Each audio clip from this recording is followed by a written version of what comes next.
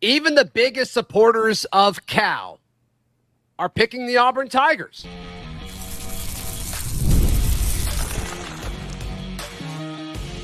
You are Locked On Auburn, your daily podcast on the Auburn Tigers. Part of the Locked On Podcast Network, your team every day. Yes, welcome on into Locked On Auburn, your daily Auburn Tigers podcast. I'm your host, Zac Blackerby, and thank you so much for making Locked On Auburn your first listen every single day. We are joined, blessed by the presence of Spencer McLaughlin, host of Locked On College Football, also known as the Locked On Cal guy on Auburn Twitter. That's me. Spencer, you love Cal more than anyone. Mm-hmm. This is true. You picked Cal to beat Auburn last year, and boy, were you wrong. Yes. Even you think Auburn takes care of business against Cal handily on Saturday. Yes, I mean, what a wildly off-base prediction I had last year in what was a 4-point slugfest in a true Pac-12 after dark, RIP. But I do think Auburn wins this football game. I think Cal is fine this year. I thought they were fine and serviceable last year. I think Auburn improved in the offseason considerably, specifically with a wide receiving core, and that was on display in week one, as Auburn fans pretty well know.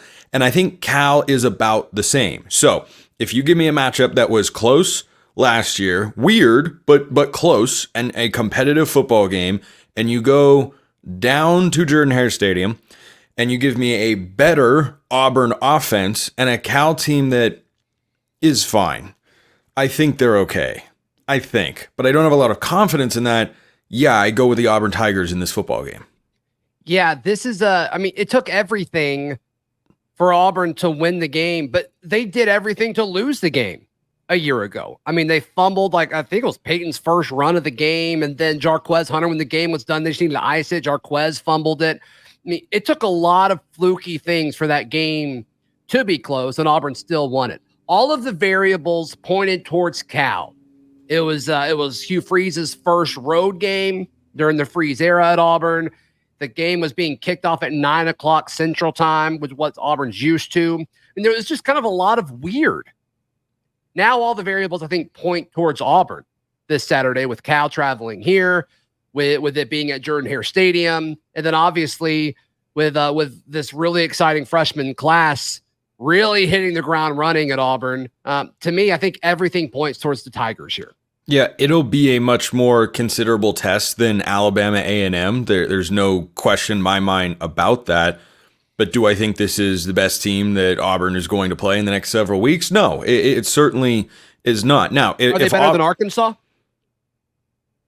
Ooh, that's an interesting question. I don't think I've seen enough from Arkansas this year. I lean towards yes, they're a better team than Arkansas. At the very least, they're going to have a better record than Arkansas this year. But does that make them a better team? It does not. Not necessarily. A lot of teams are going to have a better record than Florida, but Florida will actually be a better overall football team. So, well, that's just the reason I asked that, Spencer, is a big question Auburn fans are asking. It's like, okay, if Auburn whoops Cal, which pretty much everybody thinks it's going to be a 2-score game, is that enough for Auburn to get ranked? And my gut says no. No. And they say, okay, well, how many teams do they have to beat? Is it after Arkansas? And it's like, probably. Like, if you're 4-0 and you look good in those 4 wins, and I also think the media wants Oklahoma coming to Jordan-Hare Stadium to be a first-ranked team, whatever. But I'm with you. Like, I think Cal is better than Arkansas. So, like, if the argument is, well, we got to wait for them to beat somebody like Arkansas, it's like, well, why couldn't they be ranked after beating Cal? Well, yeah, I don't think Cal has got enough preseason hype, nor should they, to warrant a ranking after just a couple of weeks for Auburn if they do win this football game. I don't think Arkansas has that either. If you get to 4-0, okay, I can see it. So obviously 5-0 with a win over Oklahoma, that's not even a question. Of course, Auburn should be ranked at that point in time. But I think going into this game, it's one that Auburn should win. I don't know that it's going to generate a ton of buzz unless Cal kind of hangs around. And look, the hallmark of the Justin Wilcox era for Cal has been play up to your level of competition and play down to your level of competition. Here is a great stat for you, Mr. Blackerby. Are you ready for this one? Cal has twice in the Justin Wilcox era been the sole victory that a Power 4 team racks up over the course of a year. In 2022, they were the only team to lose to the Colorado Buffaloes. And in 2021, they were the only team to lose to the Arizona Wildcats. Those were 1-11 teams. Their one win was against Cal. That's the playing down. And this has been a steady theme. You saw this last week with Cal. They played UC Davis, and guess what? They were losing late in the second quarter. They didn't take the lead until a pooch kick was taken to the house, and I don't know if that was by accident or not, but it's certainly weird game. Weird game, and Cal looked much better in the second half. If you get that second half California Golden Bears team, it'll be a greater challenge for Auburn. But if you get that first half team, Auburn steamrolls. So with we had Alex Dono of Locked On ACC, which still feels weird. You go to the ACC conference host to talk about Cal, but that's the world we live in. That's the world we live in. He said a similar thing about Wilcox, so playing down and then playing up to the competition. You mentioned two extreme examples of him playing down to the competition, losing to really bad teams. Am I missing something? Where's the playing up to the competition? Where is that example? They went into Oxford in 2018 and ended up beating Ole Miss. They beat a Washington. 2018? Yeah, 2018. Who cares what happened in 2018? Because I'm telling you that in the entire time that Wilcox has been the head coach for Cal, it's the same. No, I was in college. I'm just kidding. See, but that's a fair statement to make. You have to think about it for a Here's second. the funny thing. First of all, I had to think about it. Yes. Secondly, when you said you were in high school in 2018, a bunch of people watching on YouTube definitely thought to themselves, he absolutely was in high school in 2018. Good point. Yeah, good point. So that's one example. 2019, I think they played a Washington team that was better than them. And they ended up pre-COVID, man. I just don't think matters. I just don't think matters at this point. But I mean, you look at what Cal has done in the last few years, and I know you championed them last offseason, but it's like I think at this point, like I don't think there's anything exciting about Cal. And we're about to talk about specific matchups and where Cal could possibly beat Auburn at. But I just look at this team, and we looked at them last year too. Like the only reason that game was close was because Auburn fumbled over and over and over again, and they hadn't found their identity yet. And it was Jarquez Hunter. Like, was he still hurt or not? Like we couldn't really tell. I don't see any recent examples of them playing up to their competition. Yeah, and the reason I bring up the older examples is because it's the same head coach. This has been a trademark of those teams. You can go back to 2021. They were 1-5. They went into Autzen Stadium, 10th or a top 5 ranked Oregon team actually, and they took them down. Oregon needed a goal line stand to win the football game. You look at last year, they're going up against a USC team that has an explosive offense and has far more composite talent up and down their roster. No question. And they lose the game. I think 50-49 was the final score. All right. That's a great example. So they go up and down all the time. They can get up and push Auburn to the very brink. I just don't think they've got enough to do it on the road. The quarterback battle, Mendoza versus Thorne. Where's that mismatch go? We discuss in just a moment right here on Locked On Auburn. Today's show is brought to you by America's #1 sportsbook. That is FanDuel. Spencer, can you imagine wagering anywhere other than FanDuel? No. Are there even other sportsbooks, Zach? As far as I'm concerned, no. FanDuel at least has none Auburn. that matter. There are none that matter. None that matter. I'm not going to spend any time looking at them. Auburn minus 13.5. I think they cover. What say you? I do not think they cover. I think this can be a backdoor. I think a backdoor. I've got Auburn winning. That number I think was a little bit lower. I think it was in the 11.5 range, moved up to 13.5. I think that's a slight overreaction to Cal playing a poor first half against UC Davis. So I lean towards and I will predict later in today's show an Auburn or a Cal cover in an Auburn victory. So we got something a little different for you at FanDuel. Now through September 22nd, all FanDuel customers can bet $5 and get a 3-week free trial of NFL Sunday Ticket from YouTube and YouTube TV. Insane. All you need is a Google account and a current form of payment, and you can cancel anytime. So visit I have both of those things. Sure, they're both great. They're both great. Shout out to FanDuel. Visit FanDuel.com. Download America's #1 sportsbook. Today's show is also brought to you by Alumni Hall. Spencer, can you imagine buying Auburn stuff anywhere else? No, I cannot, because if I were to get any Auburn stuff, it'd probably come from you, and you're only buying it at Alumni Hall. That's true. There's a lot of 2010 national championship stuff in there.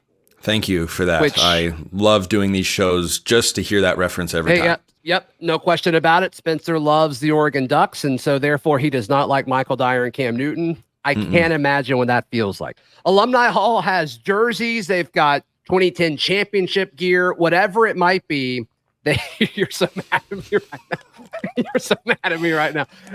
Anything. They got stuff for your walls, stuff for your tailgate, stuff for your man cave. Check it all out. Alumni Hall, 3 physical locations in Auburn, Opelika, and Huntsville, and also at alumnihall.com. Thank you so much for making Locked On Auburn your first listen every single day. For your second listen, check out Locked On College Football. That's where Spencer McLaughlin is every single day. The quarterback matchup between Payton Thorne and Mendoza. Not gonna lie, I don't know his first name. What is his Fernando? Fernando. That's incredible. Fernando. Great Mendoza. Name. Great Sounds name. like he should be a pirate. Let's just be honest. Very underrated name in college football. Fernando Mendoza. Got a nice flow. Nice flow. Yep. I like Thorne in this matchup largely because of what we saw in week 1. Are we overreacting to that? I don't know. I think what we have this matchup is a very different Payton Thorne from a year ago, but also Payton Thorne has more guys to throw to than Mendoza does. And I think when it's all said and done, I think Auburn's passing game will be far superior than Cal's on Saturday.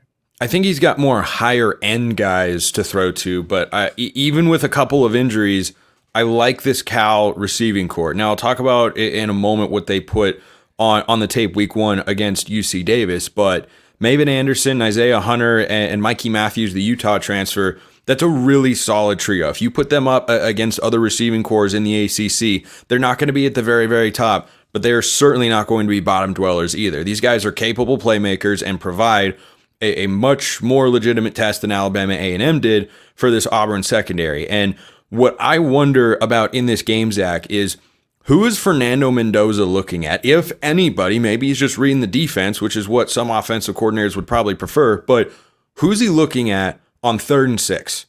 Who's the guy that emerges? Because you had a couple of injuries in this wide receiver room. That causes a wrinkle, and you need a true number 1 guy to emerge. Last year, it was Jeremiah Hunter. He's up at Washington now playing for Jed Fish and the Huskies, and you kind of have a void, and you have a couple of guys who are capable, who are talented. Maven Anderson's more experienced. Isaiah Hunter, former 4-star recruit, he's a redshirt freshman. Both guys were prevalent in the Cal receiving game in week 1. I expect them to be again in week 2. But does one of those guys have the ability to get to 100 yards? Can you have a double-digit reception game from a redshirt freshman week 2 at Auburn? That's a question I look for in this passing game. Yeah, the Alabama A&M performance was so explosive, but like there wasn't a whole lot of getting guys involved consistently. It's like everybody got a little bit. It's like everybody got their touchdown, and it's like, okay, you're done playing. Exaggerating a little bit, but not really. So to me, like I want to see what Cam Coleman looks like for an entire game. I want to see what Perry Thompson looks like for an entire game. I want to see what Keandre Lambert-Smith looks like for an entire game.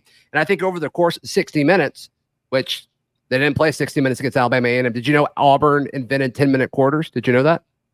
I did not know that. I'm learning something new every day. You're welcome. Thank you. Locked On Auburn for you. But I do want to see like what that looks like on this, because I do think it's going to stress a defense, at least on paper. We got to see it actually happen in action. But I do think the physical aspect of having to cover guys like Cam Coleman for 4 quarters, like I'm looking forward to seeing what that looks like.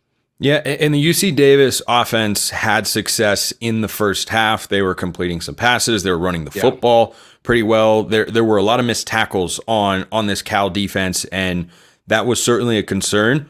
Those issues got rectified in the second half. They picked off Miles Hastings, the UC Davis quarterback, a couple times. Payton Thorne is certainly better than the guys starting for the Aggies, who admittedly are a good FCS program, but they are not on the same level of what Auburn is going to put on the field this week. But you give up 13 points in the first half to UC Davis, and you're thinking, what is happening here? The offense is sluggish. The defense isn't.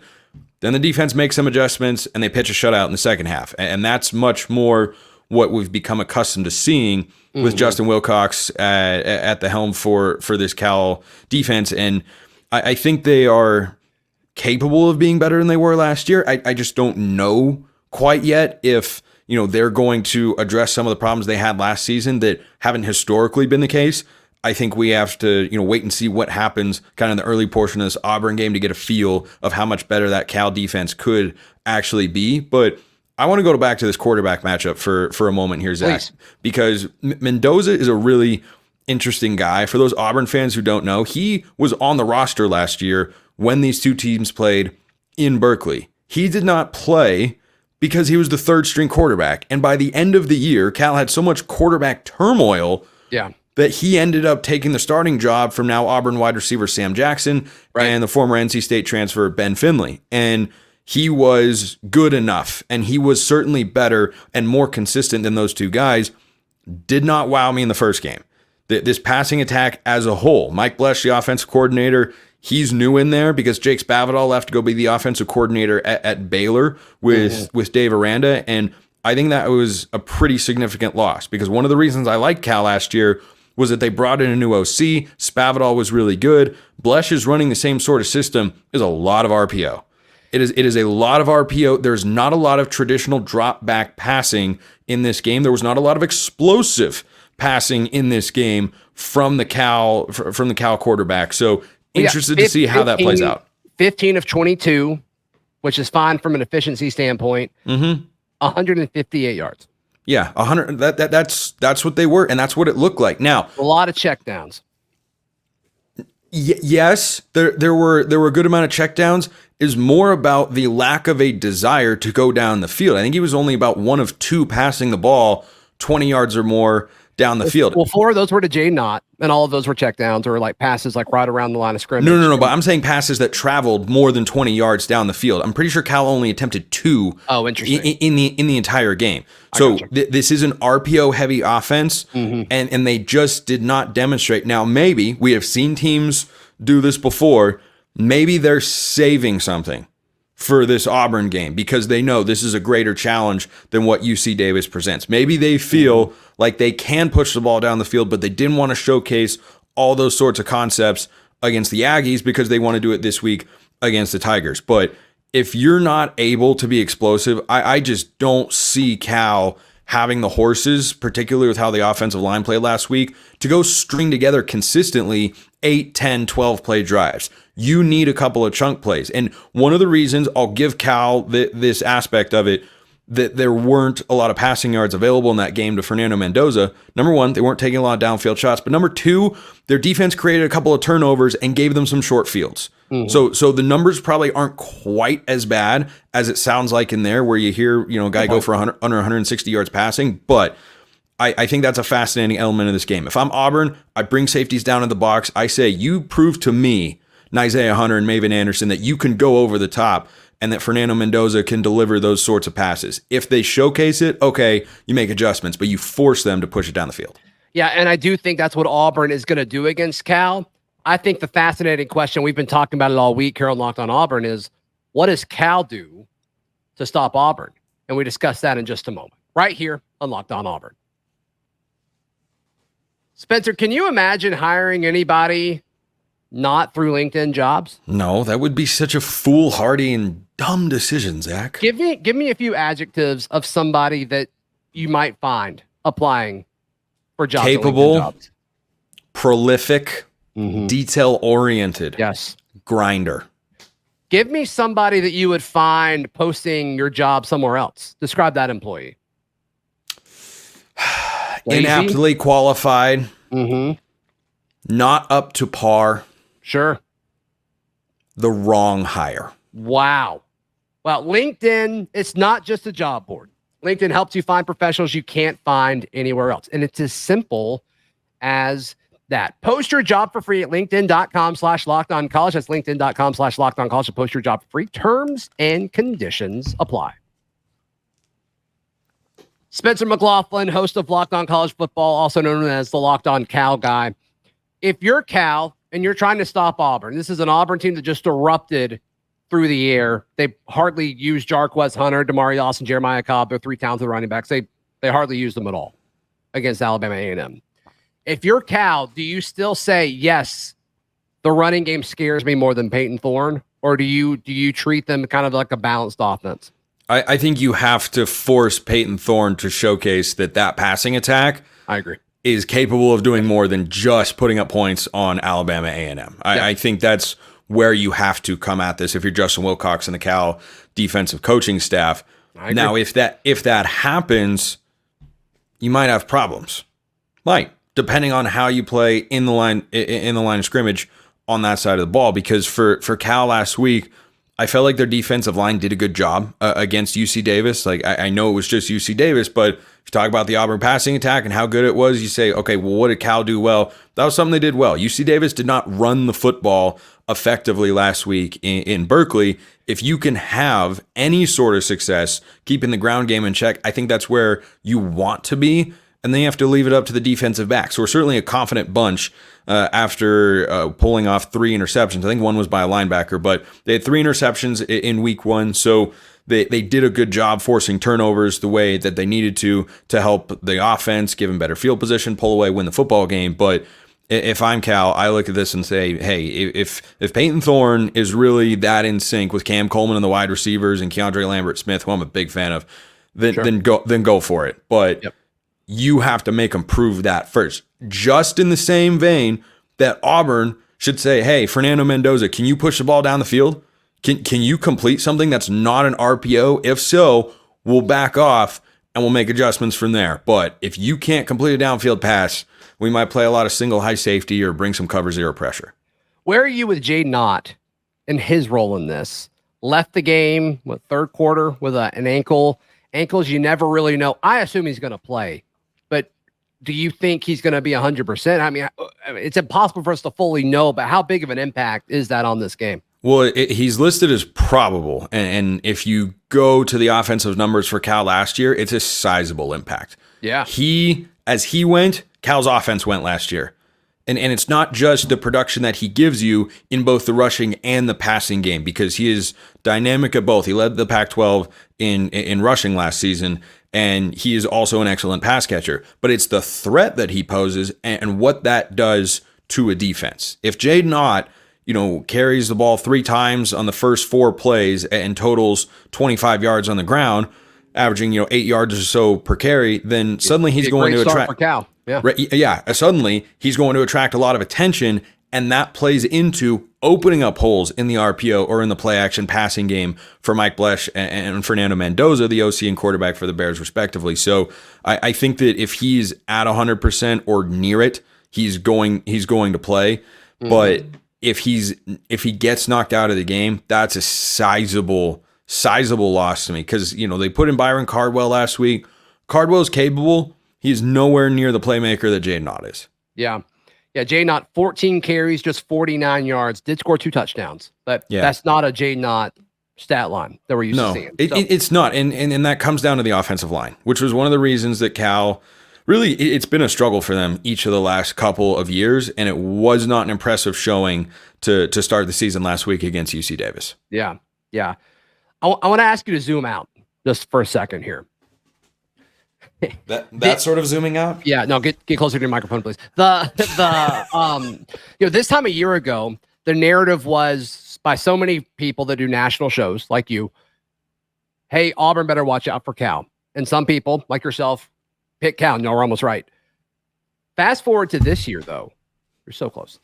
Fast forward to this year, the narrative is Auburn's going to take care of business against Cal. And most people are saying, that 13.5-point line, Auburn's going to cover. That's what most people are saying. I mean, the difference that a year makes, how much does that speak to what Hugh Freeze has done on the Plains in the last 365 days? It's the entire reason, in addition to Auburn being at home instead of on the road this year, game time a little bit more normal. Yeah, that matters. Sure. That's the second factor. But the first factor is Cal's offseason was a little underwhelming. Auburn's was not overwhelmingly incredible, but it certainly made them a better football team on paper. And we saw that play out on the field last Saturday against Alabama A&M. So my confidence in Auburn winning this football game comes back to the moves that the Tigers made, getting Cam Coleman and having an offensive line that is largely similar, correct me if I'm wrong, to a season ago, and having the expectation of, hey, we're going to be able to run the football here. So